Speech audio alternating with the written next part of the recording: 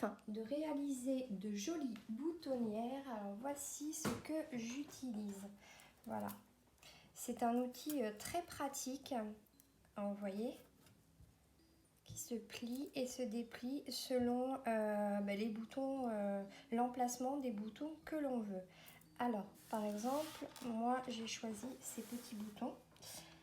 Donc du coup, déjà visuellement, moi j'essaye de les placer. Donc je fais, hop, je les place à peu près. Donc il y en aura un en haut et on va dire, donc voilà, à peu près. Hein. Donc ici maintenant, je viens avec mon outil et j'essaye de déterminer l'emplacement où je veux mettre mes boutons. Alors là, par exemple là, ce serait impeccable, vous voyez. Alors ce que je vais faire, c'est que je vais retirer les boutons. Je vais prendre mon stylo friction. Alors ça, il faut faire un essai d'abord sur une chute de tissu. Normalement, ça se retire à la chaleur du fer à repasser. Donc moi, j'ai déjà fait mon test. Donc voilà. Alors ici, ce que je prends, c'est ma règle japonaise. Et je regarde combien j'ai ici. Donc ici, moi, j'ai 2,5. Donc ce qu'il y a de bien, c'est qu'avec la règle japonaise, en fait, vous avez tout un quadrillage et des demi-quadrillages. Donc voilà, je sais à peu près que, on va dire que mon milieu va être ici. Voilà. Voilà.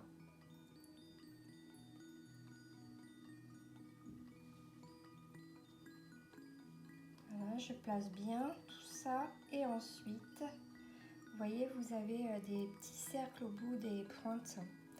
Donc ici, en fait, je vais venir, hop, voilà, je vais venir faire un petit point à chaque pointe de l'outil. Donc voilà, donc une fois que tout est fait, on retire. Et j'ai préparé ce papier. Alors c'est du papier déchirable, c'est utilisé pour tout ce qui est broderie. C'est-à-dire c'est un stabilisateur. Donc lorsque par exemple moi je veux broder avec ma brodeuse, je mets mon stabilisateur et ensuite je mets mon tissu. Alors c'est ce que je vais faire maintenant, puisque une boutonnière quelque part c'est quand même une broderie. Donc du coup, pour venir stabiliser mon tissu, mais également mon fil, vous verrez que le résultat est parfait si vous utilisez ceci. Alors ensuite, ça se déchire, donc il n'y a aucun reste. Alors on va passer à la couture. Donc là, moi, je vais découper un morceau.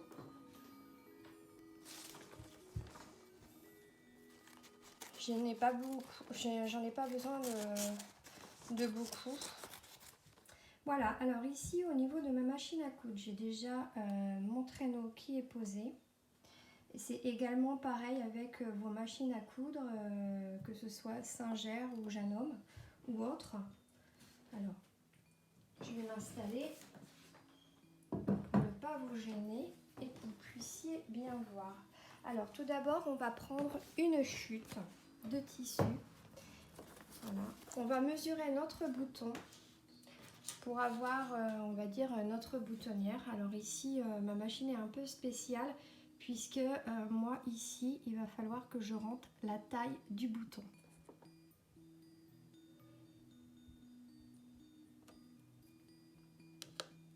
Donc voilà, je pose mon bouton ici.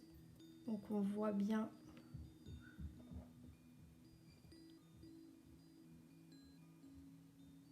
Voilà. Et c'est parti. Donc voilà, maintenant je vais faire mon essai. Donc je prends mon papier, voilà, que je mets en dessous. Et là je vais faire comme si c'était ma boutonnière. Donc c'est parti.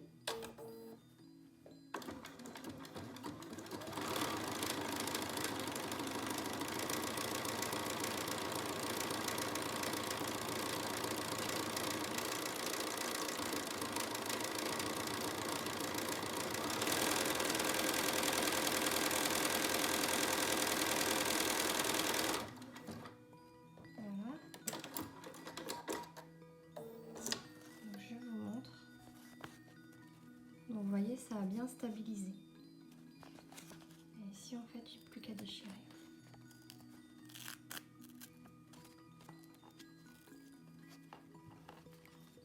Voilà. Donc c'est impeccable.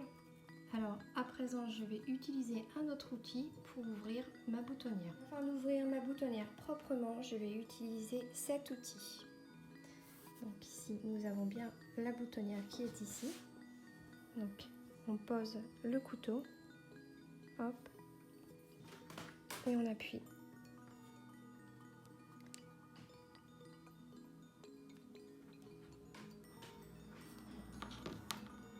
Voilà, la boutonnière est ouverte.